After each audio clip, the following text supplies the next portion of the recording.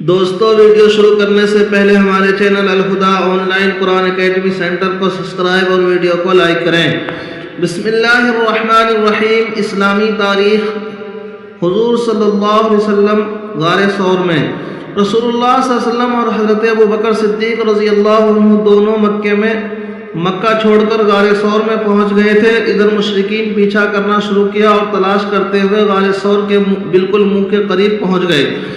اس وقت حضرت ابو بکر نے کہا، یا رسول اللہ، ان میں سے کسی نے ایک قدم بھی آگے بڑھایا تو ہمیں دیکھ لے گا۔ حضور صلی اللہ علیہ وسلم نے فرمایا، لا تحزن ان اللہ معنا، گھبراؤ نہیں، اللہ ہمارے ساتھ ہے۔ اللہ تعالیٰ نے دونوں حضرات کی اپنی قدرت سے حفاظت فرمائی اور لوگ واپس ہو گئے۔ حضرت ابو بکر نے اپنے بیٹے عبداللہ سے یہ کہہ دیا کہ وہ مشرکوں کے درمیان ہونے والی باتیں رات کے وقت آ کر بتایا کریں۔ چنانچہ وہ رات کے وقت غار ثور میں آ کر مشرکوں کے سازشوں کی اطلاع حضور صلی اللہ علیہ وسلم کو دے دیتے تھے، اور حضرت اسماء بنت ابو بکر رضی اللہ عنہا کھانا وغیرہ پہنچایا کرتی تھی۔ اسی طرح 3 دن تک یہاں گزرے، پھر مدینہ کی طرف روانگی ہوئی۔ حضور صلی اللہ علیہ وسلم کا معجزہ، اونٹوں کے متعلق خبر دینا۔ غزوہ بنو مطلق میں حضرت جویریہ رضی اللہ عنہا کو مسلمان نے قید کر لیا تھا، تو ان کے والد آپ صلی اللہ علیہ وسلم کی خدمت میں حاضر فدیے کے اونٹ لے کر حاضر ہوئے، لیکن ان میں سے 2 اونٹوں کو وادی عقیق میں ایک طرف باندھ دیا تھا اور آ کر کہا، میری بیٹی کو میرے حوالے کر دیجیے، اس کے فدیے میں یہ اونٹ حاضر ہیں۔ آپ صلی اللہ علیہ وسلم نے فرمایا، وہ 2 اونٹ کب لاؤ گے جو تم کو زیادہ پسند ہیں اور جن کو باندھ کر آئے ہو؟ والد نے کہا، میں گواہی دیتا ہوں کہ آپ صلی اللہ علیہ وسلم اللہ کے رسول ہیں، یہ راز تو میرے علاوہ کوئی نہیں جانتا تھا۔ اور پھر انہوں نے اسلام قبول کر لیا۔ ایک فرض کے بارے میں، بیوی کی وراثت میں شوہر کا حصہ۔ قرآن میں اللہ تعالیٰ فرماتا ہے، تمہارے لیے تمہارے بیویوں کے چھوڑے ہوئے مال میں سے آدھا حصہ ہے کہ ان کو کوئی اولاد نہ ہو، اور اگر ان کی اولاد ہو تو تمہاری بیویوں کے چھوڑے ہوئے مال میں سے 1/4 حصہ ہے، انہیں یہ حصہ ان کی وصیت اور قرض ادا کرنے کے بعد ملے گا۔ ایک سنت کے بارے میں، موت کی سختی کے وقت کی دعا۔ حضرت عائشہ رضی اللہ عنہا فرماتی ہیں کہ رسول اللہ صلی اللہ علیہ وسلم موت نے پہلے یہ دعا پڑھی، اللہم اعنی علی غمرات الموت و سکرات الموت، ترجمہ، اللہ موت کی سختیوں اور بے ہوشیوں پر میری مدد فرما۔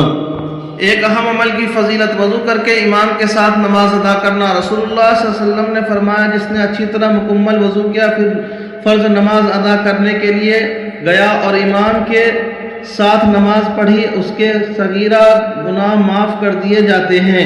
ایک گناہ کے بارے میں، کفر کی سزا جہنم ہے۔ قرآن میں اللہ تعالیٰ فرماتا ہے، جن لوگوں نے کفر کیا اور اللہ کے راستے میں دین سے لوگوں کو روکا، پھر کفر کی حالت میں ہی مر گئے، تو اللہ تعالیٰ ان کو کبھی نہیں بخشے گا۔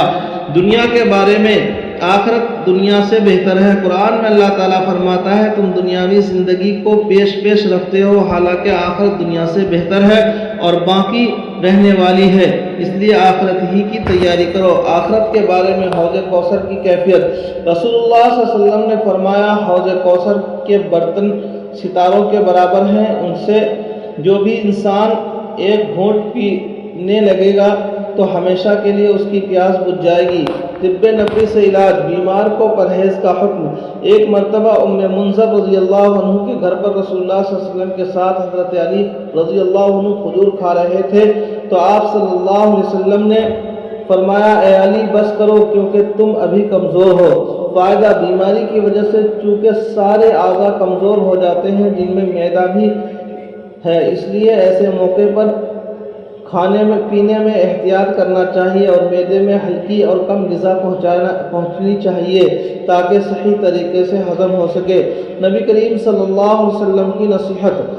رسول اللہ صلی اللہ علیہ وسلم نے فرمایا، تقویٰ و پرہیزگاری اختیار کرو، سب سے بڑے عبادت گزار بن جاؤ گے، اور تھوڑی سی چیز پر رضا مند ہو جاؤ، سب سے بڑے شکر گزار بن جاؤ گے، اور لوگوں کے لیے وہی چیز پسند کرو جو تم اپنے لیے پسند کرتے ہو، تم سچے مومن بن جاؤ گے، اور تم اپنے پڑوسی کے ساتھ حسن سلوک کرو، پکے مسلمان بن جاؤ گے، اور کم ہنسا کرو کیونکہ زیادہ ہنسنے سے دل مردہ ہو جاتا ہے۔